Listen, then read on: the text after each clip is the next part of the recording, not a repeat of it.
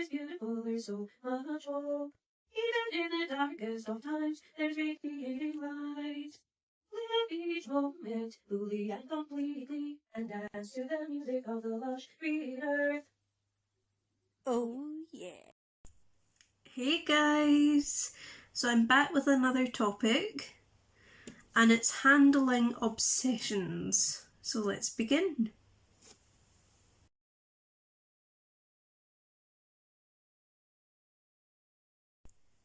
So the first subcategory within this topic is what are autistic obsessions?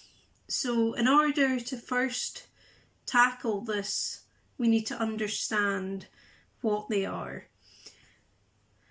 Autistic obsessions are common to people with autism,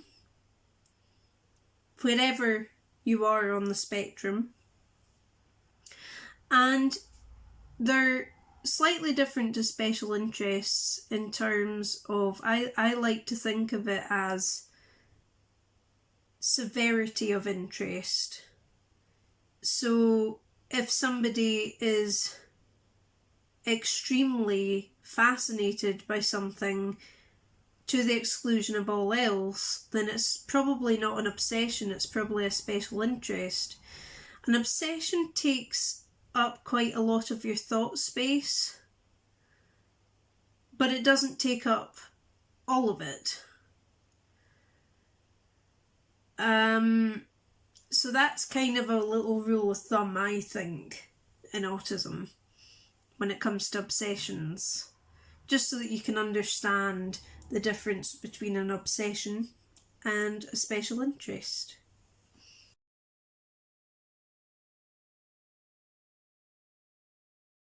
Understanding your loved one's obsessions. Yeah, I think this is really important because when somebody has autism, it can feel quite isolating, and you can be left wondering, why don't other people have obsessions the way I do? So I think it's really nice if you can try and understand your autistic loved one's obsessions, because it helps them feel less alone, it helps them feel accepted. And I know myself, when somebody understands my obsessions, or at least wants to try to understand them, that's really a positive thing for me.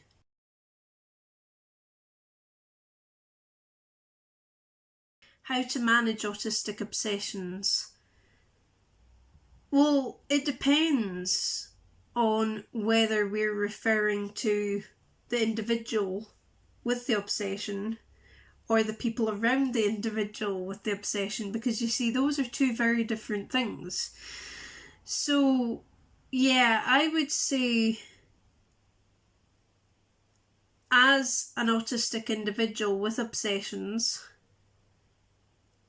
it is quite easy for my obsessions to spiral off into special interest territory, and that's not a bad thing by any stretch of the imagination, but it is a very all-consuming thing. So yeah, I do think that part of me managing it is to try and vary my interests as much as possible and vary the time I'm spending on my interests in a day, because otherwise it can veer off into the whole day, every day gets absorbed with the obsession or special interest. And I think for the people around the autistic individual, it's important to try and help them moderate what they're doing in a day, their activities and their routine. Don't stifle the autistic person's special interests or obsessions. Don't stifle those, but do understand that, there's that word understanding again, do understand that the autistic person must want to vary their life and live a fully productive life as well.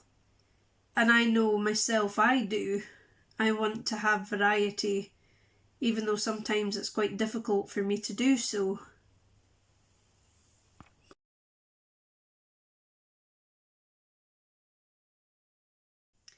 Positive versus negative obsessions. Yeah, I think it's important to be able to differentiate between a positive and a negative obsession. Every bit as much as it's important to try and differentiate between positive and negatives in anything. Now, what do we mean by a negative obsession? Well, this is something that impacts the person's life in a profoundly negative way. So it's an obsession of any sort that is perhaps not aiding the individual, it's not serving them. Positive obsessions could be anything else that enhances your life, not drags it down. Live each moment fully and completely, and dance to the music of the lush green earth. Oh yeah.